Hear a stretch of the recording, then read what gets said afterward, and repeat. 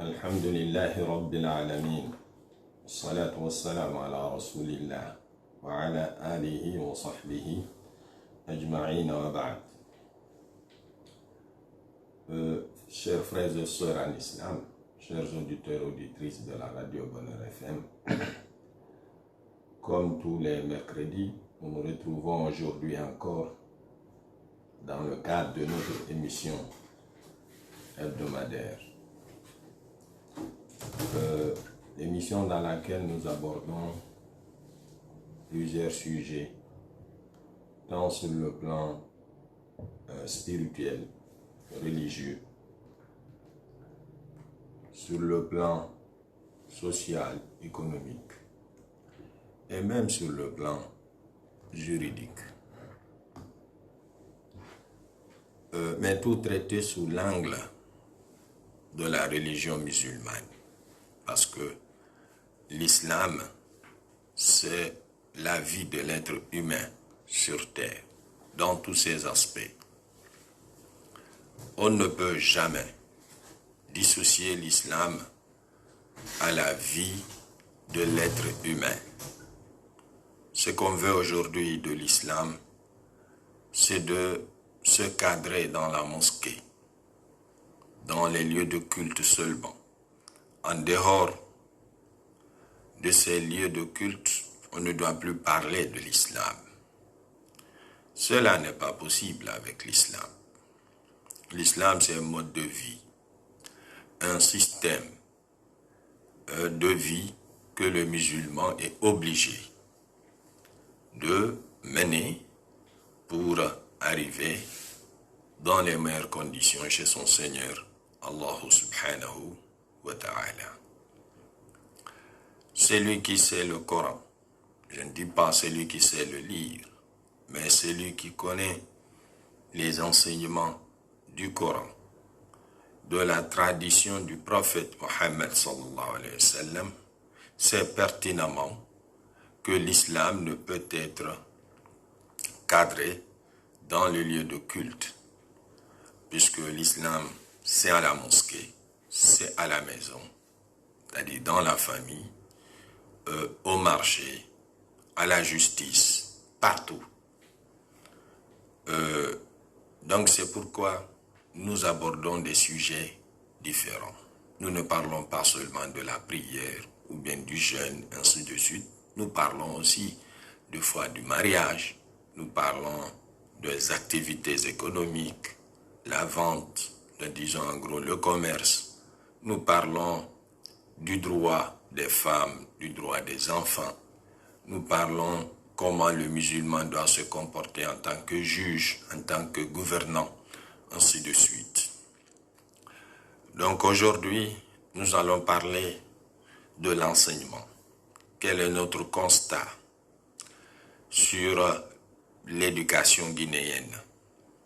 Parce que la recherche du savoir, l'éducation, l'islam en a accordé une grande importance. Le prophète sallallahu alayhi wa sallam a dit talabul ilmi farida. La recherche du savoir est une obligation. Il y a une partie du savoir qui est une obligation individuelle et une autre partie qui est une obligation collective.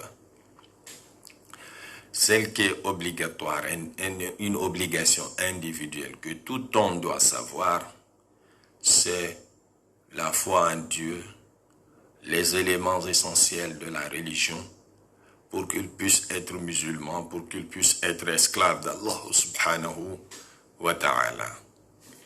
Ce type de savoir, ou bien ce savoir-là, est une obligation individuelle, parce que l'homme, il est créé pour adorer Allah subhanahu wa ta'ala.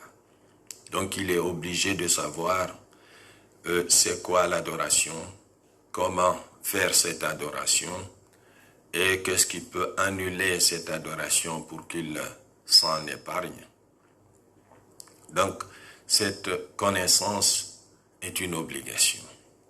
Maintenant, une connaissance aussi large concernant le droit, concernant, quand nous parlons du droit essentiellement, en matière de droit, nous parlons du droit islamique. Parce que c'est seulement Allah subhanahu wa ta'ala qui est habilité à légiférer pour l'être humain. Donc, le droit, dans tous ses aspects, que ce soit le droit familial, ou bien le droit pénal, ou bien le droit commercial, ou bien le droit des activités économiques de façon globale. Tout cela, le musulman le connaître sur le plan islamique, sur le plan du droit islamique, c'est très important. Il ne doit pas avoir une communauté musulmane où personne d'eux ne connaît ces aspects de la vie du musulman. Mais il n'est pas dit que chaque musulman, chaque homme doit connaître cela. Il suffit que quelques personnes soient en mesure de l'apprendre, qu'ils aient la connaissance en la matière pour orienter les autres à pratiquer la religion comme voulu par Allah subhanahu wa ta'ala. Donc, l'islam met un accent particulier à l'éducation. C'est pourquoi il a enseigné à ce que l'enfant soit dès à bas âge qu'on lui apprenne les éléments essentiels de l'éducation. Mais quand nous parlons de l'éducation, il y a enseignement et il y a aussi apprendre à l'élève les bons comportements sur le plan individuel, sur le plan collectif, sur le plan social. C'est ça l'éducation. Malheureusement, aujourd'hui, dans beaucoup de pays, on s'appesantit de plus sur l'enseignement. C'est pourquoi l'intéressé finit les études. Il a soit sa maîtrise ou bien sa licence ou son master, mais sur le plan moral, sur le plan de l'éthique, il n'en a rien. Parce qu'on l'a enseigné, mais on ne l'a pas éduqué. On ne lui a pas inculqué les bons comportements, les qualités de l'être humain. Malheureusement, on l'a appris à suivre ce qui lui plaît. On a appris qu'il jouit des droits et il doit faire tout pour être en possession de ses droits. Et ces droits, le plus souvent, c'est des libertés et des droits le plus souvent non limités.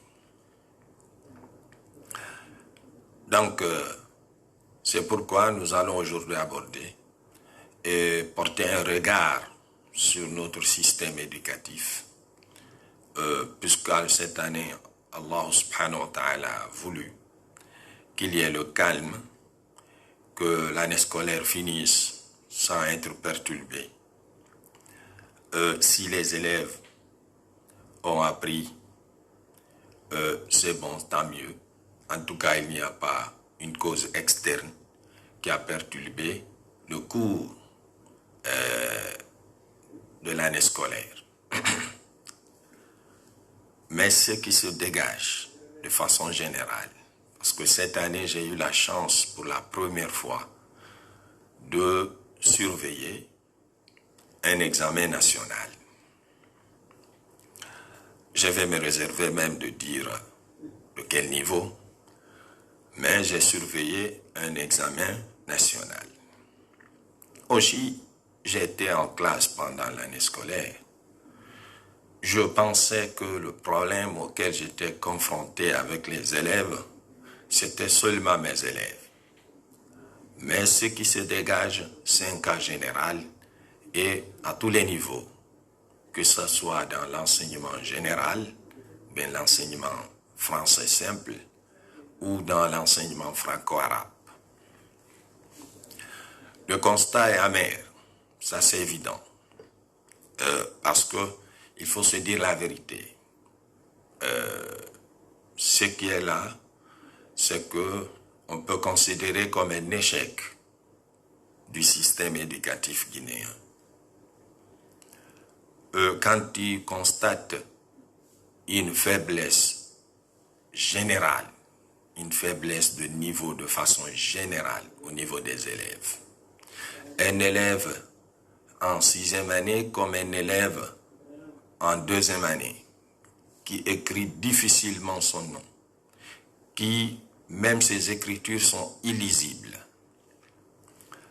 ou bien un élève en 10e année qui passe le brevet, qui a des écritures illisibles, qui formule une phrase avec tant de fautes, une simple phrase. Et ça, c'est une majorité. Donc cela, tu peux juger que le système éducatif a échoué.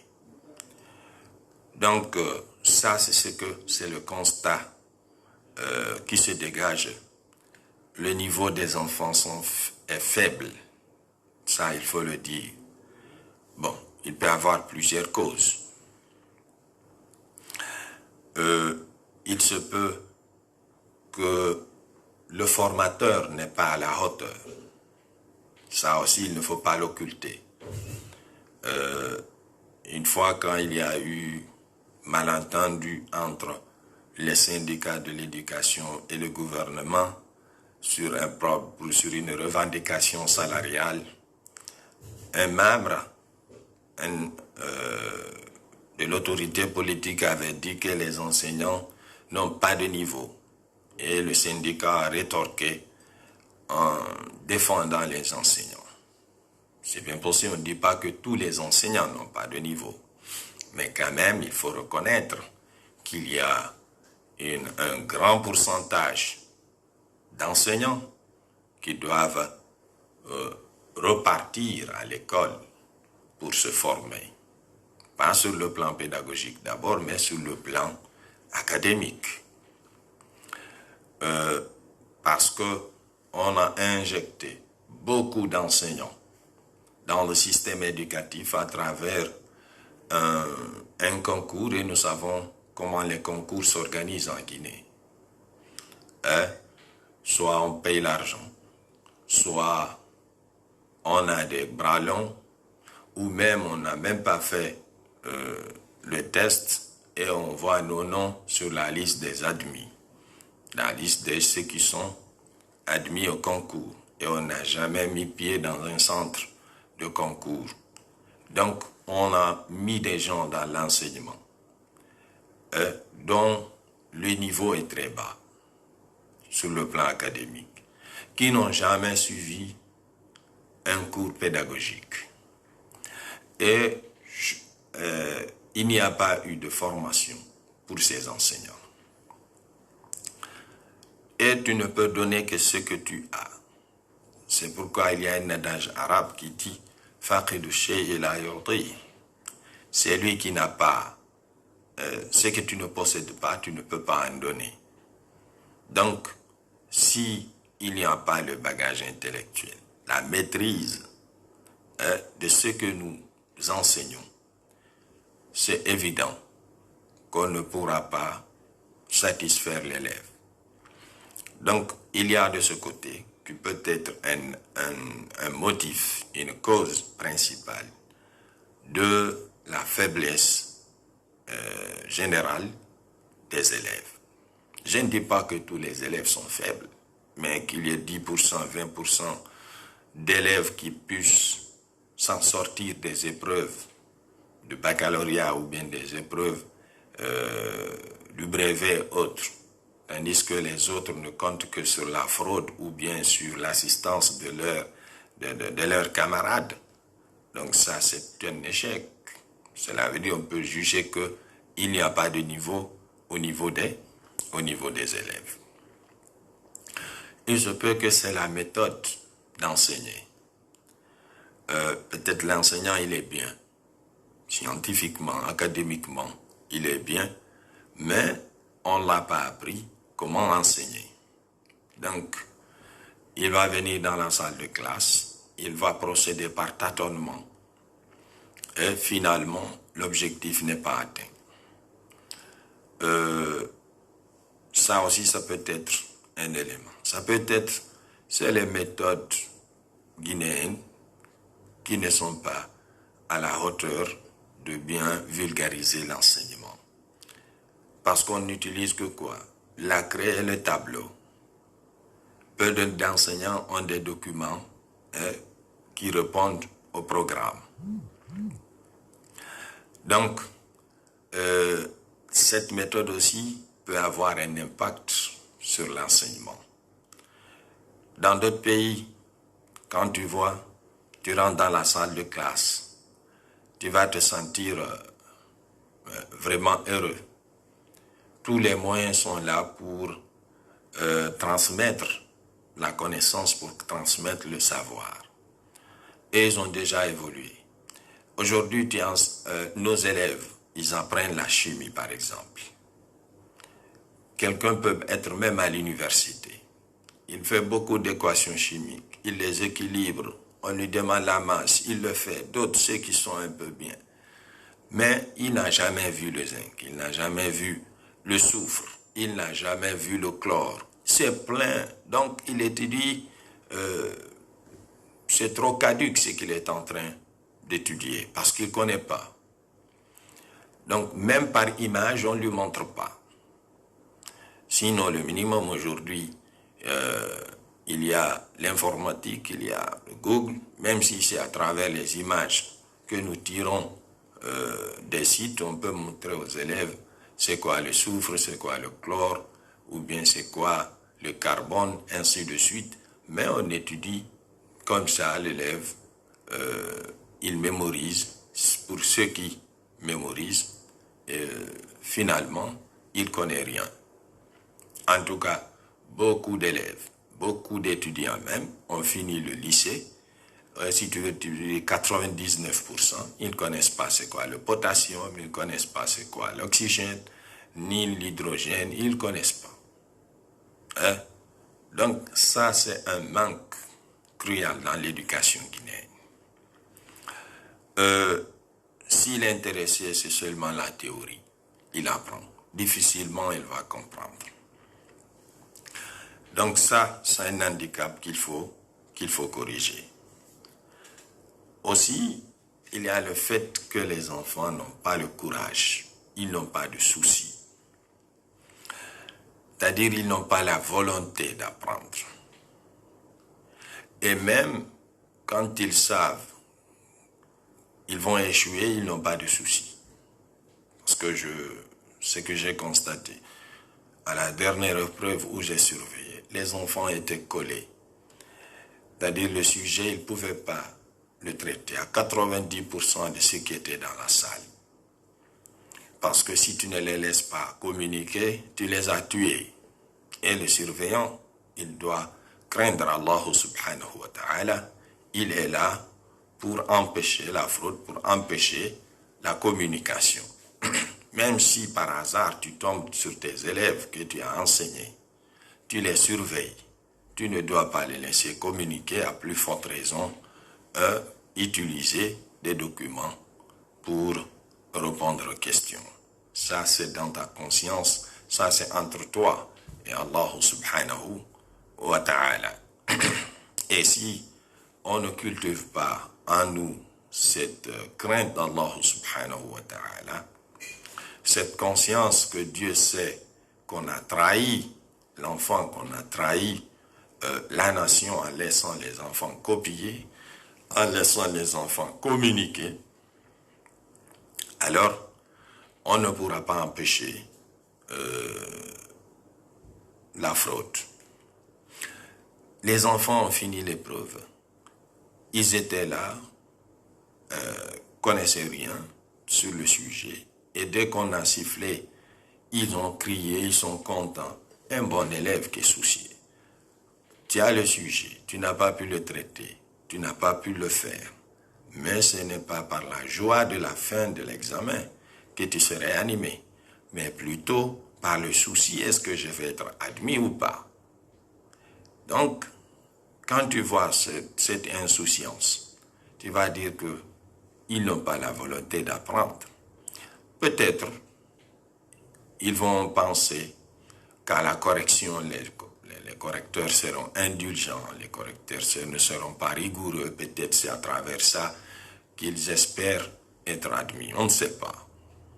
Qu'est-ce qui se passe à la correction? Mais moi, je suis certain, si en Guinée, il y a le sérieux au niveau des évaluations, avec ce niveau d'enseignement actuel, dans les examens nationaux, les surveillants ont été de rigueur.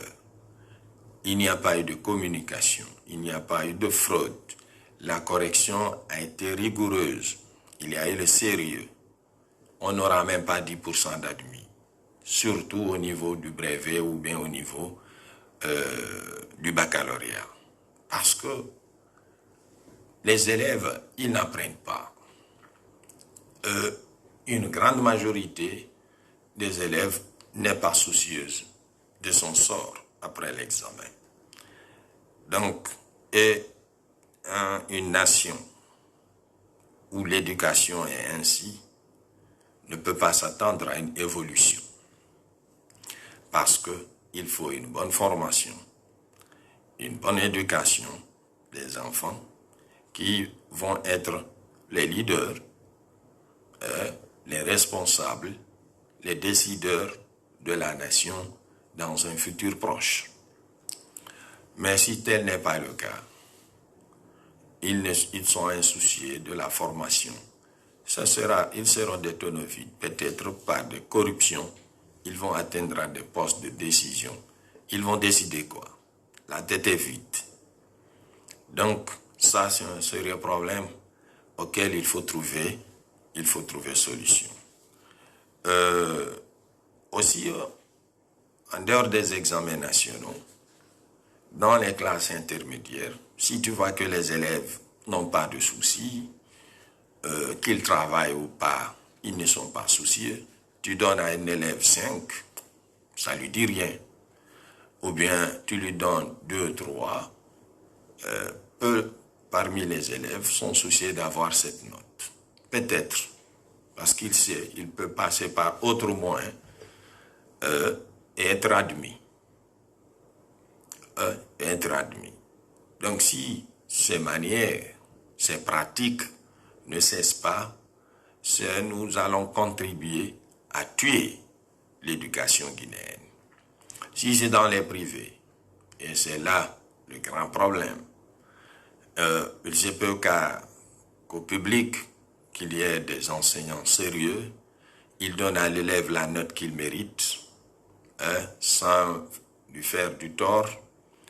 Alors, il n'attend rien. Peut-être le directeur est un peu sérieux, il va laisser passer la note que l'élève mérite.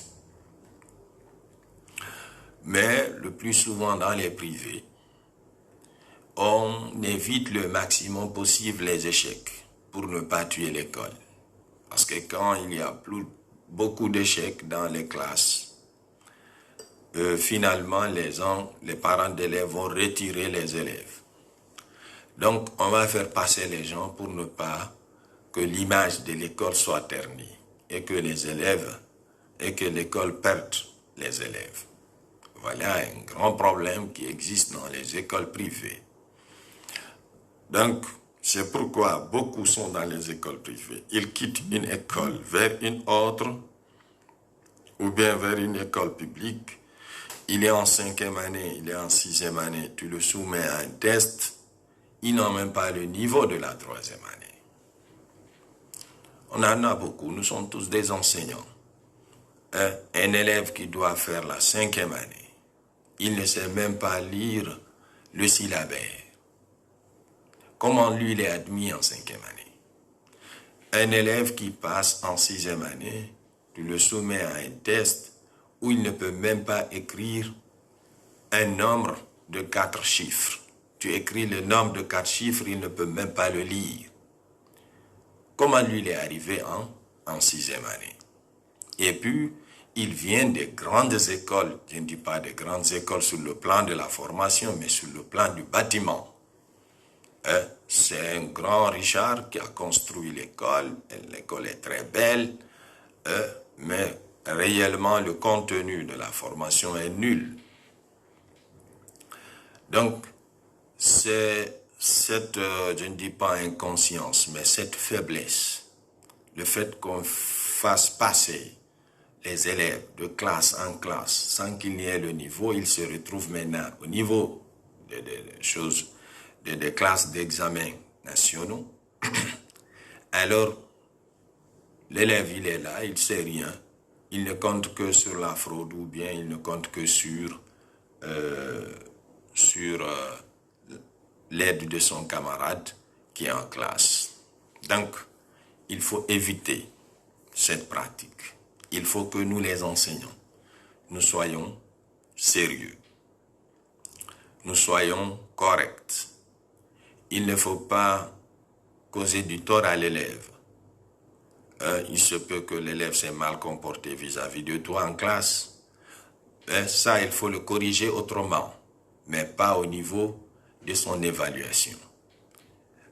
L'évaluation à laquelle tu soumets l'élève, s'il fait très bien le travail, il te répond très bien, tu lui donnes la note qu'il mérite. Si maintenant il est mal éduqué ou bien il se comporte très mal vis-à-vis de toi, ça on le gère autrement. Ou bien tu aimes ce petit, c'est l'enfant à ton frère, ou bien c'est l'enfant à ton ami, ainsi de suite. Mais il ne sait absolument rien, il ne faut pas le faire passer, il ne faut pas lui attribuer une note qu'il ne mérite pas. Ou bien tu l'as trahi. Le jour où il aura conscience, il saura que toi, tu n'es pas correct. Parce que tu lui as donné une note qu'il ne mérite pas. C'est la même chose quand tu es injuste vis-à-vis de lui au niveau de l'évaluation. Il doit avoir 18 ou bien 17. Tu le flanques 11 ou 12 parce qu'il s'est mal comporté vis-à-vis de toi. Il saura que tu as été injuste vis-à-vis de lui. Donc, à ce niveau, on peut prendre toutes les décisions au sommet. On va procéder à toutes les réformes administratives, institutionnelles, pédagogiques. Tout, on peut procéder à cela. Mais l'enseignement, c'est le maître et l'élève. C'est tout. Si le maître n'est pas bien, toutes les réformes qu'on va faire seront dans l'échec, vont échouer. Si le maître, il est bien, mais il n'a pas une conscience de travail, il fait absolument rien en classe, ou bien ils attribuent des notes de façon, ne peut même pas nommer cela, alors si tel est le cas, l'éducation aussi n'aura, toutes les réformes n'auront de sens. Donc, il faut former l'enseignant lui-même sur le plan moral, sur le plan moral, sur le plan académique et sur le plan pédagogique. Si une partie n'est pas là, ça ne peut pas marcher. Donc, à ce niveau, c'est ce qu'il faut. Ce sont les remarques qui se dégagent au niveau de l'éducation. Maintenant, au niveau de ce que moi je vois comme solution à cela, il faut former les enseignants, tant sur le plan académique, sur le plan moral, que sur le plan pédagogique. Ça, c'est obligatoire. Même s'il faut faire une année blanche, que nous, les enseignants, nous partions à l'école pour être formés académiquement et parallèlement sur le plan pédagogique, ça vaut mieux. Parce que perdre une année et que le résultat pour les années prochaines soit vraiment positif, ça c'est mieux que de continuer avec cette façon, avec une majorité d'enseignants qui restent à désirer leur prestation. Donc, aussi essayer de changer les méthodes d'enseignement. Depuis que nous étions à l'école primaire, dans les années 84, 85, 86, jusqu'à aujourd'hui, c'est les mêmes méthodes d'enseignement qui existent dans nos écoles. Avec l'évolution des techniques et de la technologie de l'enseignement, nous ne voyons rien. Peut-être vont dire ce manque de budget, ce manque de moyens, ainsi de suite. Mais il faut faire quelque chose pour l'enseignement. Il faut faire évoluer le système d'enseignement. Il ne faut pas aller seulement avec une méthode d'une quarantaine d'années jusqu'à présent. Le maître est avec ça et avec la craie au tableau. L'élève apprend tout dans le néant. C'est ce que sa tête peut imaginer, c'est dans l'imagination l'élève est en train d'apprendre. Surtout, le problème est qu'il n'apprend pas la science, il n'acquiert pas la connaissance dans sa langue. Ça, c'est un grand handicap. En plus de cela, tout c'est dans l'imagination. Il y a des livres qu'on a dotés aux écoles, mais ce sont des livres qui ne suffisent pas. Donc, il faut trouver solution à cela pour renforcer l'enseignement. Même s'il faut annuler d'autres départements. En tout cas, moi, c'est ma vision, c'est mon avis. Il y a de ces départements qui consomment l'argent, mais ça n'a pas d'impact sur le plan social, sur le plan économique. Comme les sports qui dévorent des milliers d'argent pour aller à des compétitions et autres, à des milliards de francs guinéens. Avant de jouer, il faut d'abord se former. Ou bien la question du ministère, je ne sais pas, de la jeunesse. La jeunesse, tout ce qu'on peut donner à la jeunesse, c'est l'enseignement. Donc, il faut allouer ce budget-là au niveau de l'éducation. Une jeunesse bien formée va s'épanouir d'elle-même. Mais si on cherche à épanouir une jeunesse qui n'est pas formée, une jeunesse ignorante, une jeunesse mal éduquée, ça c'est vouer cette jeunesse à l'échec. Donc, il ne faut pas dire qu'il faut obligatoirement avoir des départements ministériels comme dans tous les autres pays. Il faut voir ce dont ton pays a besoin. Aujourd'hui, on a besoin de reformer l'éducation. Donc, on peut mettre croix sur d'autres départements et qu'on accentue les efforts sur le plan de l'éducation, afin qu'on rehausse le niveau des élèves. Il faut encourager les élèves. Les meilleurs doivent être encouragés.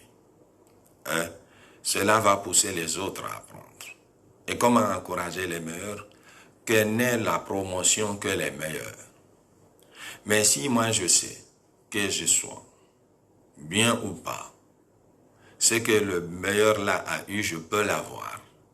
Qu'est-ce qui va me pousser à passer des nuits à réviser?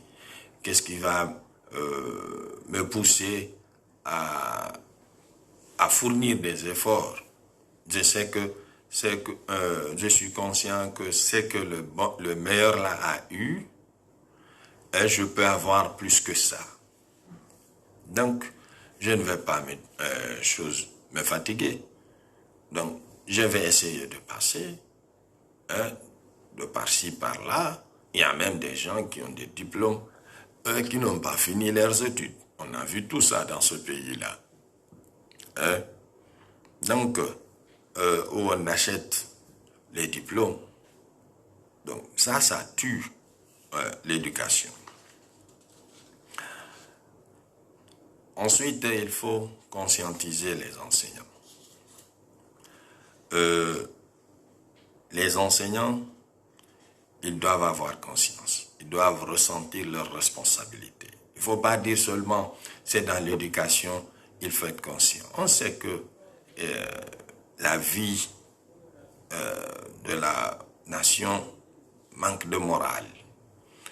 On est en train, selon les informations, le gouvernement veut maintenant moraliser l'action gouvernementale pour ne pas détourner les fonds de l'État, ainsi de suite. Il y a de ces efforts qui se fournissent. Mais ça, c'est bon. L'éducation aussi, il faut le faire. Que le maître soit conscient de ses actions. Qu'il sache, c'est lui qui forme les futurs ministres. C'est lui qui forme les futurs présidents. C'est lui qui forment les futurs décideurs de ce pays. Il doit être fier de cela, bien qu'aujourd'hui il est marginalisé, il est le moins payé peut-être. Ceux qui pensent passer par la corruption, il n'a pas où faire la corruption, à moins qu'il réclame de l'argent avec les élèves et puis leur donne des notes.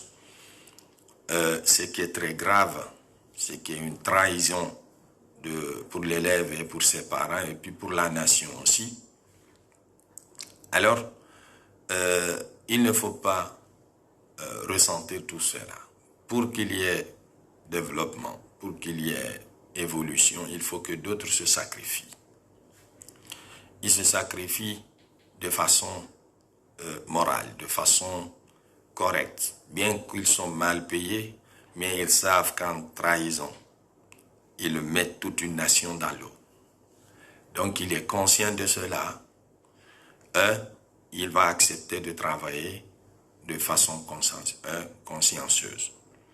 Donc il faut que les enseignants aient cette morale, qu'ils aient cette qualité. D'enseigner très bien et d'évaluer très bien, tout dans l'honnêteté, dans la sincérité, sans faire du tort aux élèves ou bien aux apprenants. À cela s'ajoute quoi? Il faut éviter la discrimination dans l'espace de l'éducation. Bon, les réseaux sociaux ont fait passer beaucoup de choses, qu'on a empêché une sœur à Kissidougou de faire son examen parce qu'elle est voilée, ou bien dans d'autres centres, on demande même aux jeunes filles d'ôter le foulard pour qu'elles puissent entrer dans la salle.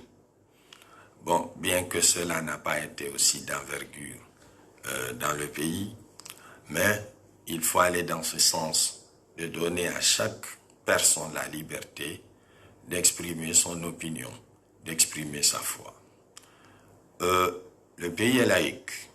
C'est ce que nous avons choisi à travers nos constitutions.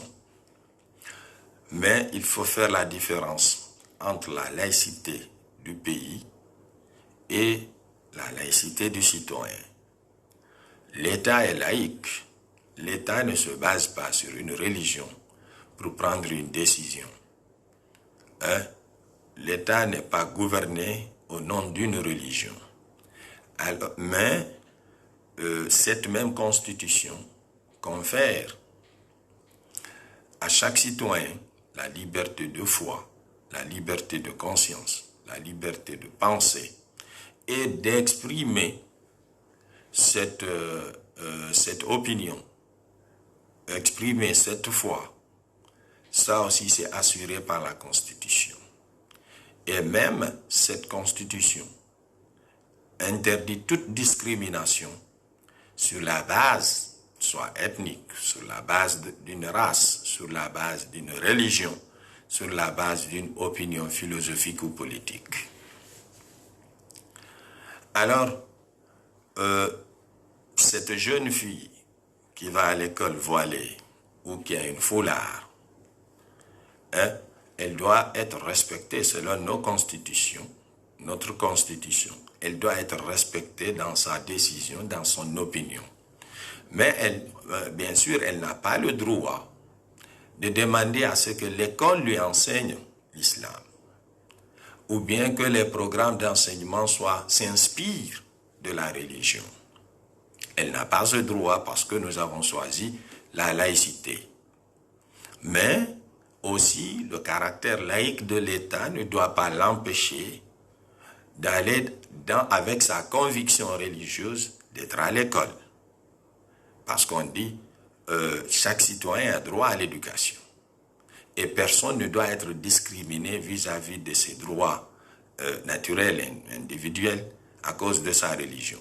C'est pourquoi d'autres pays ont été dans ce cadre, comme le Sénégal, le Mali, les États-Unis même, le Canada, l'Angleterre. Ils sont pleins des États qui ont discerné entre la laïcité de l'État et la laïcité du citoyen. Mais dans d'autres pays comme la France, le colonisateur de la Guinée, et ils veulent même que le citoyen soit laïque. C'est-à-dire le citoyen ne vit pas sa religion. C'est ça. Hein? La réalité, bien sûr, on peut dire, c'est le respect des signes de la République, ainsi de suite. Mais la laïcité, on doit la définir dans le sens. L'État est laïque. L'État ne s'inspire aucune religion. Bon, quand je le dis que les gens ne comprennent pas que c'est l'islam, non. L'islam a autre vision de la gouvernance. Voilà. En islam, la gouvernance doit se faire sous les principes islamiques. Mais puisque tel n'est pas le cas dans notre pays, mais aussi il ne faut pas exagérer l'application de la laïcité jusqu'à brimer les gens dans leur intimité. Obliger les gens à se dépouiller de leur foi, de leur opinion, de leurs convictions religieuses au nom de la laïcité. Donc, il faut faire la part des choses. La jeune fille ou bien le jeune garçon qui va à l'école, sûrement et certainement, il ne va pas demander à ce qu'on lui enseigne l'islam. Non. Mais il a une conviction religieuse, il a sa foi qui lui demande de s'habiller ainsi. Alors il faut le respecter dans ce sens. L'interdire d'accéder à l'école, et cette école qui doit être un espace républicain où on éduque les gens à la tolérance, à l'acceptation d'autrui, à l'acceptation de la différence. Et si dans cette école déjà on inculque aux élèves que non, c'est une seule vision qu'il faut accepter, et le monde, les humains ne peuvent jamais avoir une seule vision, c'est de là on éduque les gens à l'intolérance. Donc, que cette jeune fille qui a choisi de s'habiller ainsi, et cet autre qui a choisi de s'habiller autrement, ensemble toutes guinéennes, entrent dans la salle de classe, ils suivent le même cours, le même système d'enseignement, et au sorti, chacun a eu l'éducation quoi? Je suis ce que je sais avec ma conviction, avec mon opinion. L'éducation, nous la partageons. Qu'est-ce qui est plus beau que ça? Au lieu de dire non, toi, il faut que tu enlèves, tu te dépouilles de ta conviction religieuse ou bien de ta conviction philosophique pour que tu accèdes à l'école ou bien pour que tu passes l'examen. J'ai vu une fois où on a imposé à une fille d'enlever son foulard. Près d'une heure, elle est en train de pleurer. Donc, ça, c'est une injustice. Il faut le dire, bien que nous le disons au nom du respect de la Constitution n'a pas dit ça. La Constitution a dit que l'État est laïque. Mais la même Constitution affirme que tout citoyen est libre de croire, de penser et d'avoir son opinion philosophique, idéologique. Donc, il ne faut pas seulement prendre une partie de la Constitution et abandonner l'autre. Donc, cela, il faut encourager le fait qu'on laisse à chaque personne la liberté de vivre sa foi et mettre fin à la discrimination sur la base de la conviction religieuse. Nous savons que cette discrimination, c'est seulement au niveau de l'éducation, où on interdit à la jeune fille de s'habiller, d'avoir son voile, qui n'empêche pas le port de la tenue scolaire.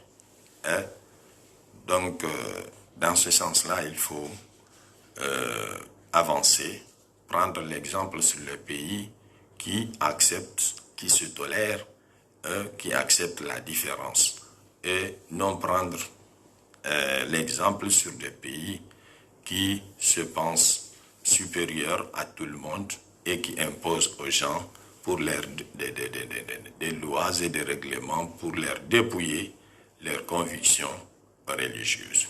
Donc, en gros, c'est ce que nous avions aujourd'hui à dire concernant l'éducation. Nous allons donner 2 minutes ou 3 minutes à nos auditeurs parce qu'aujourd'hui nous sommes sur le direct. S'ils veulent poser des questions, ils peuvent appeler au 623 62 62 63 ou au 655 55 10 55 ou au 669 88 46 46. Donc, pour 2 à 3 minutes ou bien 1 à 2 questions, s'il y en a avant qu'on ne referme l'émission. Donc, il faut que nos enseignants... Allô? Il faut que nos enseignants, les autorités scolaires, travaillent à pied d'œuvre pour réformer notre système éducatif. Allô? Bonjour, monsieur. Bonjour. Vous allez bien?